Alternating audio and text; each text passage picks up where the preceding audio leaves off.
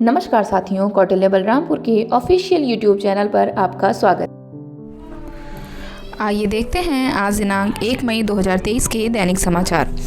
CTET के form जल्दी भरें वरना जाना पड़ेगा। बिहार दिसंबर सत्र से पहले आओ पहले पाओ की तर्ज पर मिल रहा है सेंटर। 27 मई तक लेंगे आवेदन। यूपी के चुनिंदा 22 जिलों में होगी परीक्षा। देर से फॉर्म भरने वालों को एमपी, बिहार समेत दूसरे राज्यों को सेंटर मिला था। वाराणसी, प्रयागराज की सीटें 4 ही दिनों में फुल हो गई हैं।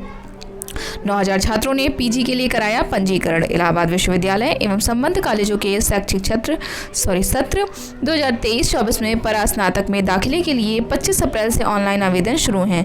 अब तक तकरीबन 9000 अभ्यर्थियों ने ऑनलाइन आवेदन किए हैं।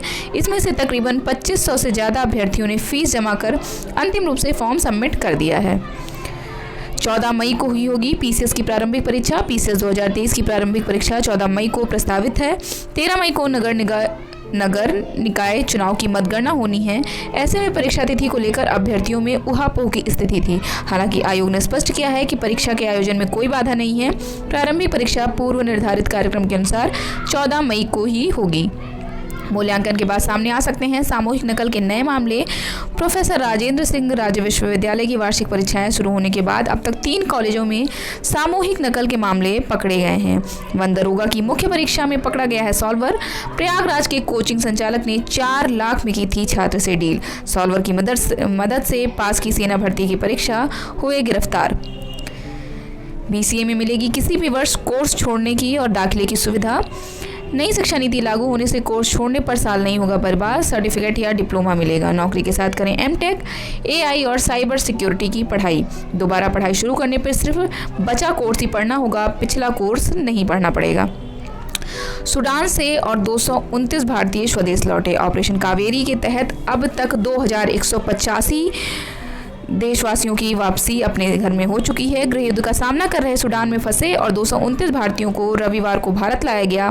इस तरह अब तक विमान में 7 जत्थों में 2185 लोग स्वदेश वापस आ गए हैं। रविवार को लौटे भारतीय प्रवासियों ने भारत माता की जय और वंदे मातरम के नारे लगाए।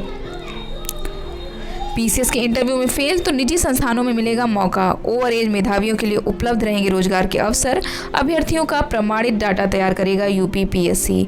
ओवर एज अभ्यर्थियों के लिए बहुत बड़ी खबर कि कड़ी मेहनत व लगन से बार बार पीसीएस के इंटरव्यू तक पहुंचने वाले जो अभ्यर्थी आखिरी पड़ाव में असफल हो रहे हैं, उनके भविष्य को संवारने का काम अब उत्तर प्रदेश लोक सेवा आयोग करेगा। आयोग का प्रयास होगा कि ऐसे अभ्यर्थियों को निजी संस्थानों में रोजगार के अवसर मिले।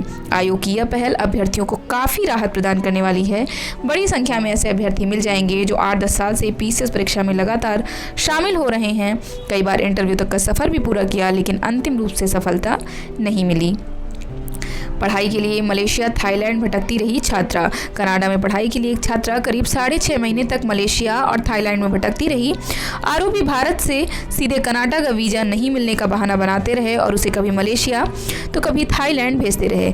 इस दौरान आरोपियों ने पीड़िता से वीज़ा, टिकट, कॉलेज में दाखिला प्रक्रिया के नाम पर करीब 21 लाख रुपए ठग लिए। ठगी का पता चलने पर पीड़िता वापस दिल्ली लौटी और पुलिस को 5 आरोपियों के खिलाफ शिकायत दी। बिहार के स्कूलों में शिक्षा नवाचार पढ़ाया जाएगा। कार्ड द्वारा हिंदी भाषा शिक्षण दिया जाएगा। शब्दों की चक्री होगी। गोलियों से सीखते इकाई दहाई। मॉडल बना पढ़ा रहे हैं विज्ञान। Fast connect then correct.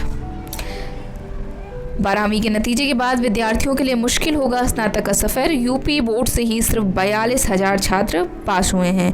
केंद्रीय प्रवेश प्रक्रिया ने बढ़ाई है मुश्किल। बीएचयू व अन्य केंद्रीय विश्वविद्यालय ने सीयूटी के जरिए केंद्रीय प्रवेश व्यवस्था ने बनारस और आसपास के जिलों के विद्यार्थियों के लिए नई मुश्किल खड़ी कर दी है। पूर्वांचल व बिहार के विद्यार्थियों के लिए कभी बीएचयू घर के पास उच्च शिक्षा का केंद्र होता था।